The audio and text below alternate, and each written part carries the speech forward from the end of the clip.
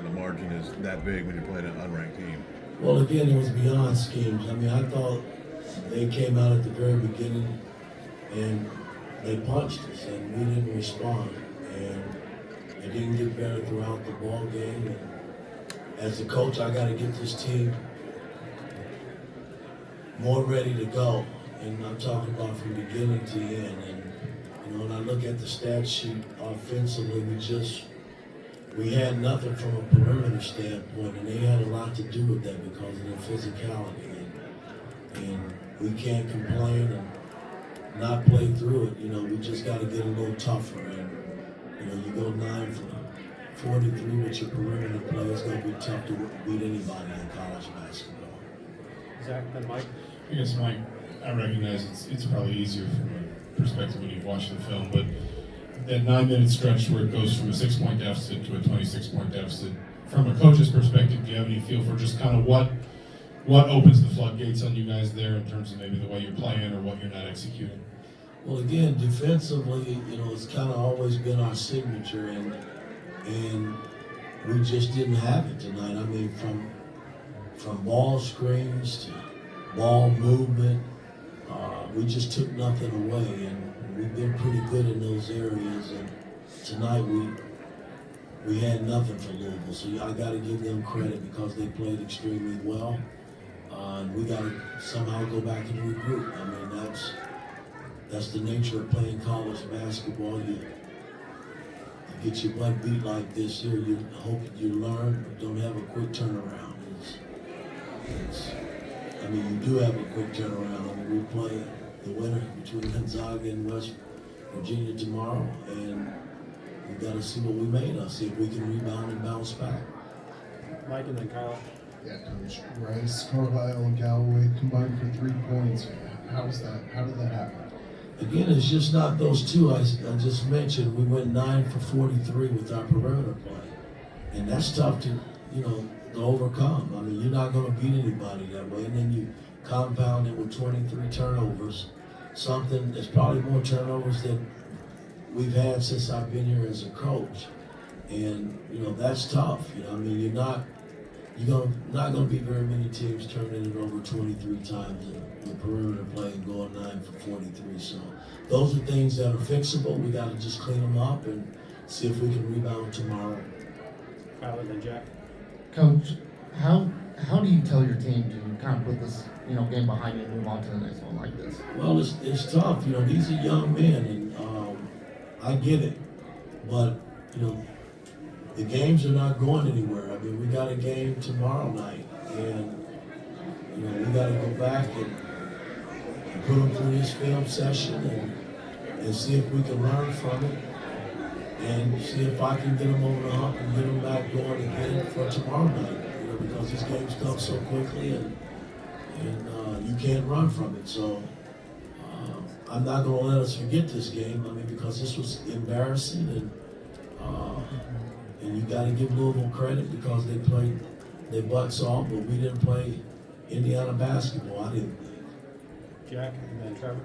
Yeah, Mike, the 23 turnovers, how much do you credit that to, unfamiliarity with each other? And is the team, not as far along in that respect as you wanted to be at this point? Well, again, I mean, I'm not using that as an excuse. We've had a few games that, we've had some good basketball play and some bad basketball play. But at the end of the day, you still got to take care of the basketball if you're going to score the ball. And 23 times we didn't get opportunities to do that because we hand delivered it to our opponent. So we just got to come back and get better in that area and get our guys making shots and feeling good. But we got to do better defensively, and we just got out toughed, and that's unacceptable to me. Trevor. Hey, Malik. It seemed like Louisville really delivered a punch early. What did you guys kind of feel like coming into the game, and what did you think of your competitiveness as a team, especially early and then early in that second half? I think we had great intentions. We had a great start going into the game.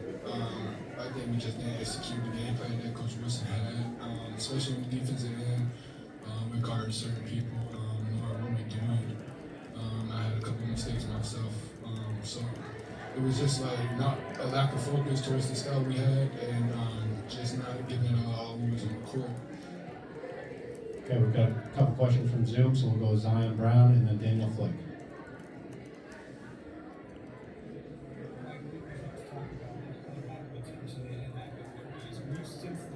I can't hear you. Can you turn your volume up? How do you turn that around? I didn't hear your question. Your volume was down.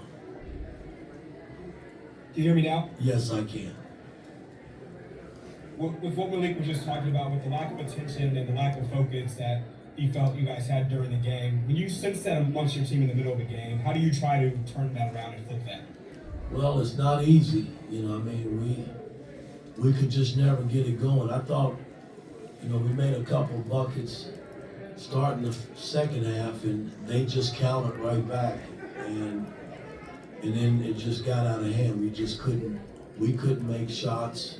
We turned the ball over, and it just led to easy buckets for them. And once they got the cushion, they felt good about their play. So, you know, it's just something that we're gonna have to learn from, because we can't go back and get this game. And like I said, tomorrow we jump it up again tomorrow, so I got to get this ball club ready to play tomorrow night. Daniel, then Zach Browning.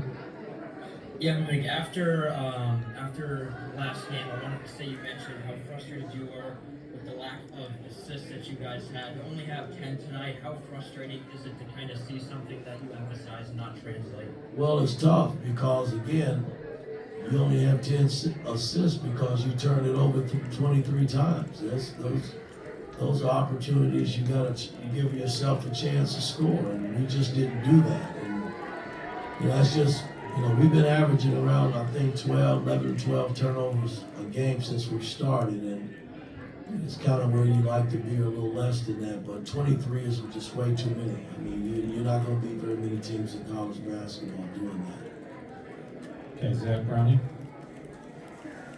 Coach, you were frustrated after the win over Eastern Illinois. Kind of what was the message to the team after that, and what kind of led to them, I guess, not being ready for this game today? Well, again, we had some tough practices after that, and again, you know, practices are what they are. You know, we work our asses off in practice, and I push guys to do the right thing, and you hope when you get to the ball game, everything just kind of flows. And tonight we went backwards, and I got to get us going forward. Last question, Zach. I guess, Malik, just to kind of follow up on something we talked about earlier, just in a game like this, how difficult as a team is it not to maybe start pressing, start trying to you know, sort of do too much too quickly when you feel like the game's getting away from you? Sorry, can you say that one more time? Just how difficult is it maybe to not, as individual players, start pressing, try and force things, try and make things happen when you feel like the game's getting away from you? Yeah, I mean, that only makes the game worse for us. I mean, people trying to do it by themselves, it just only causes more turnovers. I mean, you may get a couple buckets here and there, but I mean, our focus as a group is just trying to play together from here on out and keep going from there. All right. Thanks, guys.